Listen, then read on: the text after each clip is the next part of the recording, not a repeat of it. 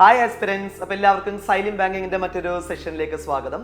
അപ്പോൾ നമ്മൾ ഇന്ന് ഇവിടെ ഡിസ്കസ് ചെയ്യാൻ പോകുന്നത് കോമ്പൗണ്ട് ഇൻട്രസ്റ്റിന്റെ റേറ്റ് കാൽക്കുലേഷന്റെ കുറച്ചൊരു കോംപ്ലിക്കേറ്റഡ് ആയിട്ടുള്ള പ്രോബ്ലം നമുക്ക് എങ്ങനെ കോൺസെപ്റ്റ് ഓറിയന്റഡ് ആയിട്ട് പെട്ടെന്ന് ചെയ്യാന്നുള്ളതാണ് നമ്മൾ ഇന്ന് ഡിസ്കസ് ചെയ്യാൻ പോകുന്നത്. അപ്പോൾ നമുക്ക് ഡയറക്റ്റ് പ്രോബ്ലത്തിലോട്ട് പോകാം കേട്ടോ.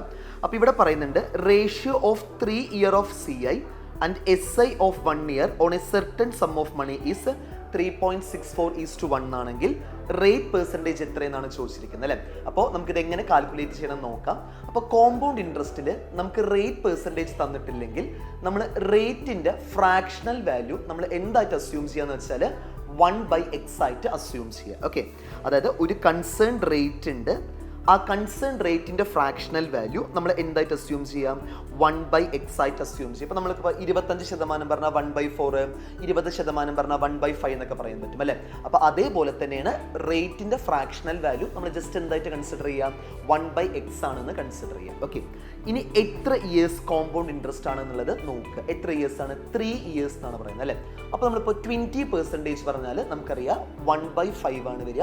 5 becomes 6 ആകും. അപ്പോൾ 3 years എന്ന് പറഞ്ഞാൽ നമ്മൾ എന്താ ചെയ്യാറുള്ളത്?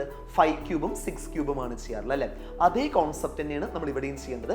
അപ്പോൾ 1/x എന്ന് പറഞ്ഞാൽ പ്രിൻസിപ്പളിന്റെ വാല്യൂ നമ്മൾ എന്തായിട്ട് അസ്യൂം ചെയ്യുക സ്റ്റുഡൻസ്? എക്സാക്ട്ലി എക്സ് ആണെങ്കിൽ എക്സിന്റെ ക്യൂബായിട്ട് കൺസിഡർ ചെയ്യണം, കാരണം 3 വർഷമാണ് അല്ലേ. അപ്പോൾ നമ്മൾ x³ ആയിട്ട് കൺസിഡർ ചെയ്യുക പ്രിൻസിപ്പൾ.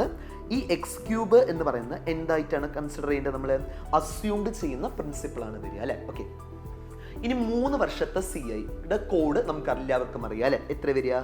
331 ആണ് 3 വർഷത്തെ കോമ്പൗണ്ട് ഇൻട്രസ്റ്റിന്റെ കോഡ് എന്ന് പറയുന്നത് അല്ലേ. ഓക്കെ, അപ്പോൾ 3യുടെ അണ്ടറിൽ വരുന്ന കറസ്പോണ്ടിങ് വാല്യൂ എത്ര വരിക? x³ എന്ത് കാൽക്കുലേറ്റ് ചെയ്യണം? 1/x കാൽക്കുലേറ്റ് ചെയ്യണം, which is equal to x² ആണ് വരിക. ദെൻ x² 1/x ആണ് അടുത്ത 3യുടെ അണ്ടറിൽ വരുന്ന corresponding value, which is equal to x ആണ് വരിക. ദെൻ ഫൈനലി 1ന്റെ അണ്ടറിൽ വരുന്ന കറസ്പോണ്ടിങ് വാല്യൂ എന്ന് പറയുമ്പോൾ x ഇൻറ്റു 1/x ആണ് വരിക അല്ലേ, വിച്ച് ഈസ് ഈക്വൽ ടു എത്ര വരിക? 1 ആണ് വരിക അല്ലേ. ഓക്കെ, അപ്പോൾ നമുക്ക് കിട്ടുന്ന റിസൾട്ട് എത്രയാണ് നോക്കുക. 3 × x² എന്ന് പറയുമ്പോൾ നമുക്ക് എത്ര കിട്ടുക? 3x² ആണ് കിട്ടുക. പ്ലസ് 3 × x എന്ന് പറയുമ്പോൾ 3x ആണ് കിട്ടുക. 1 × 1 എന്ന് പറയുമ്പോൾ നമുക്ക് 1 ആണ് കിട്ടുക അല്ലേ. അപ്പോൾ x³ ആണ് പ്രിൻസിപ്പൾ എങ്കിൽ നമുക്ക് കിട്ടുന്ന 3 years കോമ്പൗണ്ട് ഇൻട്രസ്റ്റിന്റെ വാല്യൂ എന്ന് പറയുമ്പോൾ നമുക്ക് എത്ര കിട്ടുക? 3x² + 3x + 1 ആണ് വരിക അല്ലേ. ഇനി സിമ്പിൾ ഇൻട്രസ്റ്റ് 1 ഇയറിന്റെ കേസും നമുക്ക് നോക്കാനുണ്ട് അല്ലേ. അപ്പോൾ സിമ്പിൾ ഇൻട്രസ്റ്റ് 1 ഇയറിന്റെ കേസ് എന്ന് പറയുമ്പോൾ നമുക്ക് എന്ത് പറയാൻ പറ്റും? x³ തന്നെയാണ് എന്തെന്ന് പറയുന്നത്? പ്രിൻസിപ്പൽ കോൺസ്റ്റന്റ് ആണ്. അപ്പോൾ പ്രിൻസിപ്പൽ x³ തന്നെയാണ് വരിക.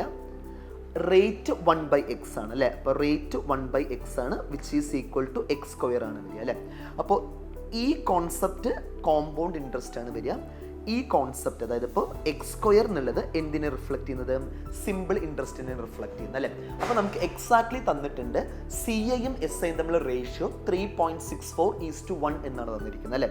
അപ്പോൾ കോമ്പൗണ്ട് ഇൻട്രസ്റ്റ് എന്ന് പറയുമ്പോൾ 3x² + 3x + 1 ആണ് വരിക അല്ലേ. അതുപോലെ തന്നെ സിമ്പിൾ ഇൻട്രസ്റ്റ് എന്ന് പറയുമ്പോൾ എത്ര വരിക സ്റ്റുഡൻസ്? x² ആണ് വരിക, വിച്ച് ഈസ് ഈക്വൽ ടു 3.64/1 ആണ് വരിക അല്ലേ. നിങ്ങൾ ഒരു കോൺസെപ്റ്റ് ഒന്ന് ശ്രദ്ധിക്കുക. 3.64/1 നമുക്ക് എങ്ങനെയും വേണമെങ്കിൽ എഴുതാം? 364/100 പറഞ്ഞിട്ടും നമുക്ക് എഴുതാൻ പറ്റും അല്ലേ. അപ്പോൾ 364/100 എന്ന് പറയുമ്പോൾ നമുക്ക് എന്ത് പറയാൻ പറ്റും?